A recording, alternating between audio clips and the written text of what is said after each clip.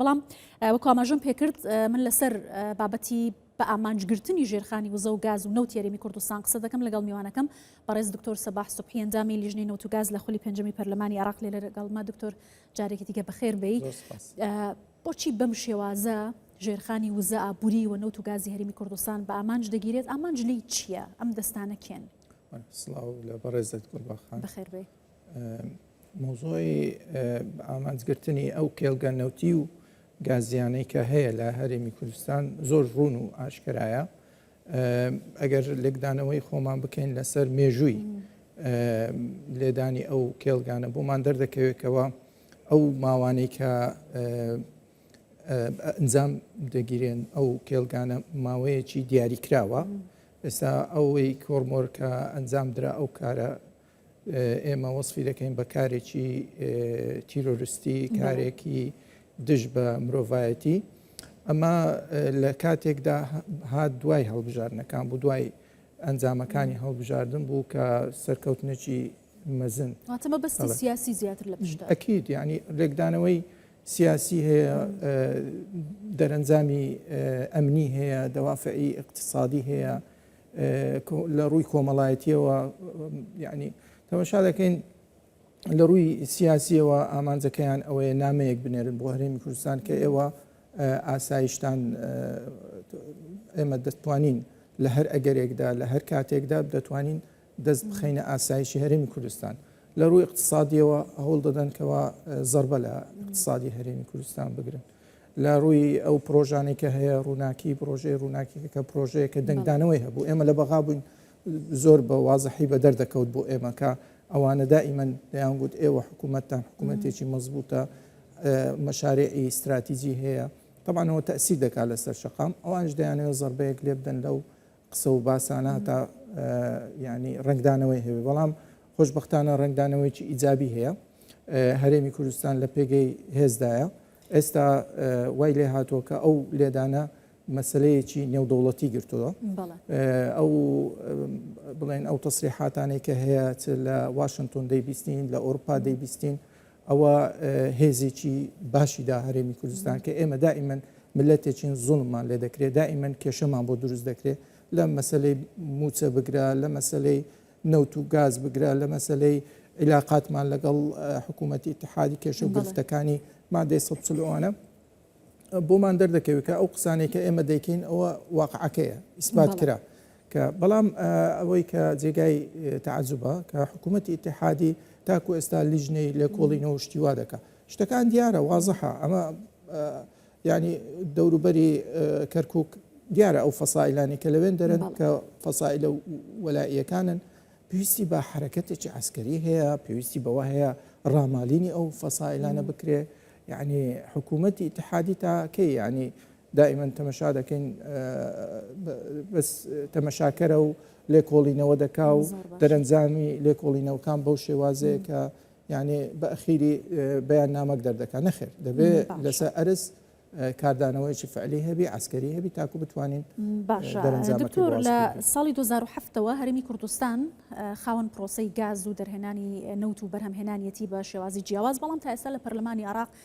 نایان هێشتووە کە یاسای نەوت و غازی هەرێمی کوردستان تێپەڕێنرێت یا کاری پێ بکرێت بەو شێوازێک هەیە. بۆچی ڕێگری لەم بابەتە دەکرێت؟ ئەمە تا چەندە کاریگەری هەیە لەسەر کۆی و بابەتانی کە پێیوەستن بە وزە لە هەرێمی کوردستانەوە؟ بەڕێزی سەرۆکی لیژنەی نەوت و غاز بووی لە پەرلەمان، ڕێگریەکان چی بوون؟ بەڵێ خۆی لە 2007ەوە پرۆژە یاسایەک دانرا، دوایە بۆ 2011، دوایە 2023 پرۆژەی ئاخری کە دانرا. بەڵام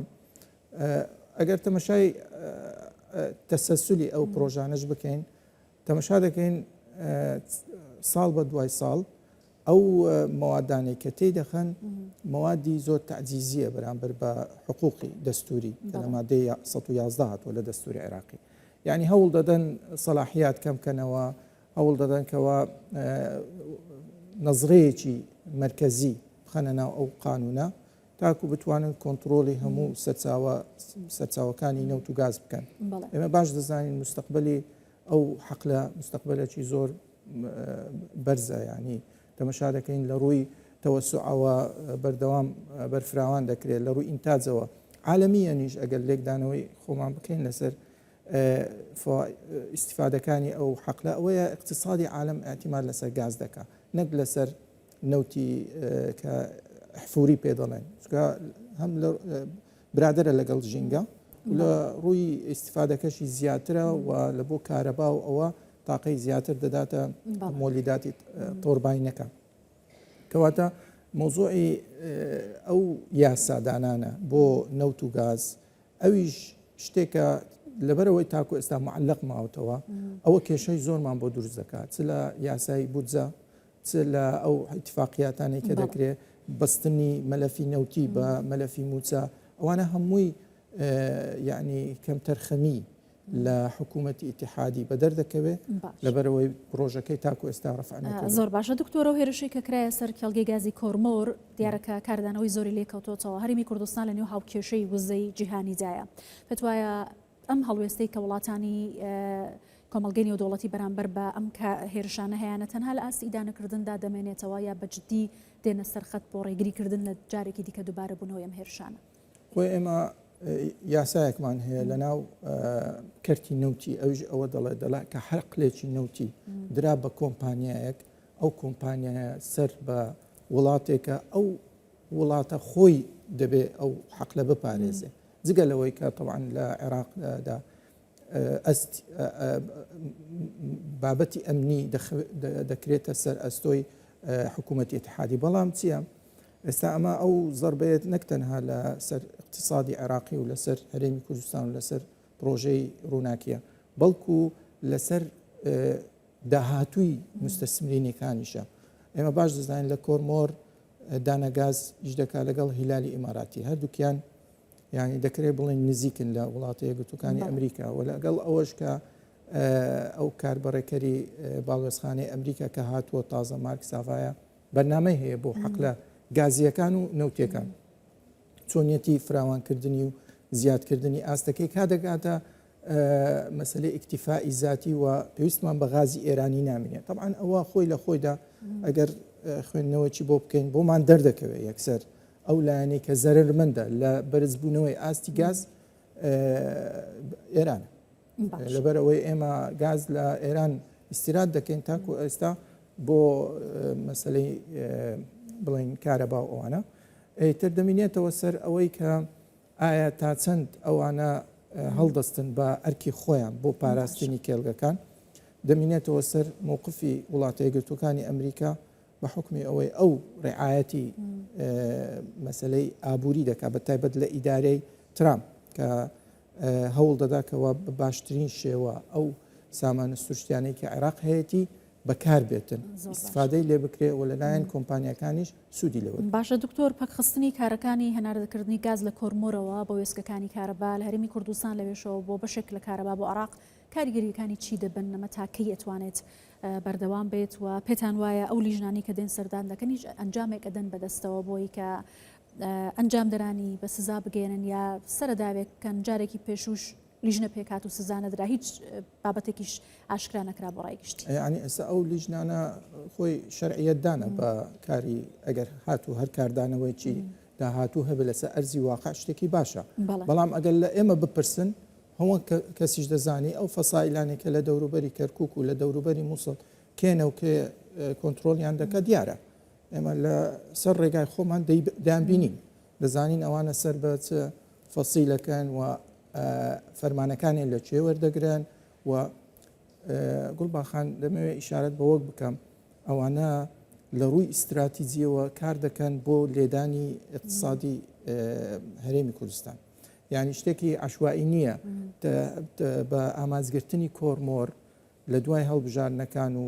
لە دوای ئەنجامەکانی هەڵبژاردن زۆر نامەی لە خۆڵ دەگرێت ئەو بابەتە دەبێت ڕێگری لێ بکرێ بە تەواوەتی ئێستا کاتی ئەوە هاتووە کاتی کار هاتووە بەس تەنها ئیدانەکردن و لیجان و ئۆشتانە نییە دەبێ سوپای عێراقی حرەکەت بکە و ئەو چوارچێوەی بڵین کەرکووک و مووسڵ کۆتایی بەو فەسائلانە بێتن و هێزی شەرعی و هێزێک بێ کە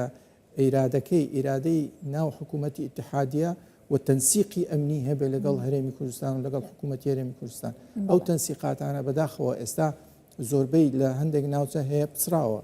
لە دەوروبەری کەرکووک دەبێ ئەو تەنسیقە دووبارە بگەڕێتەوە تاکو نەک تەنها ئەو حەقلانە بپارێزێت کە لە هەرێمی کوردستانە حەقلەکانی ناو